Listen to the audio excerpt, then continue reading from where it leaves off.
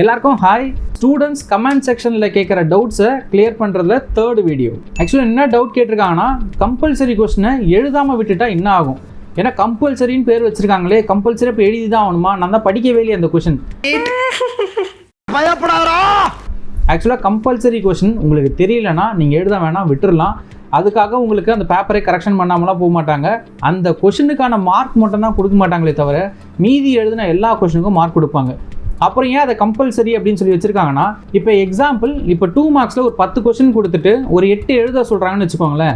அந்த 8ல் 7 நீங்கள் எதை வேணால் சூஸ் பண்ணிக்கலாம். ஆனால் 8வது கொஷினாக நீங்கள் சூஸ் பண்ணுற கொஷின் எதுவாக இருக்கணும்னா அந்த கம்பல்சரி கொஷினாக தான் இருக்கணும் அப்படின்ற மாதிரி தான் அதுக்கு டார்கெட். உங்களுக்கு கம்பல்சரி கொஷினை அட்டன் பண்ணாமல் விட்டால் அந்த கொஷினுக்கான மார்க் மட்டும் தான் போகும்.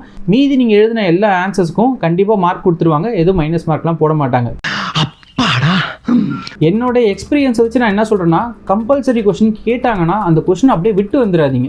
ஏன்னா அந்த கம்பல்சரி கொஷின் ஓனாக சம்டைம்ஸ் கேட்பாங்க. புக்லேயே இல்லாத மாதிரி ஓனாக க்ரியேட்டிவாக கேட்பாங்க. அப்படி க்ரியேட்டிவாக கேட்கும்போது அந்த கொஷின் எதனா தப்பாக கேட்க சான்ஸ் இருக்கும். நீங்கள் அந்த கொஷின் அட்டன் பண்ணியிருந்தாலே உங்களுக்கு அந்த மார்க் கிடச்சிரும். தெய்வமே நன்றி சொல்வேன் தெய்வமே.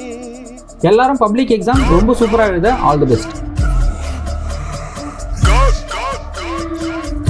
To a real goat.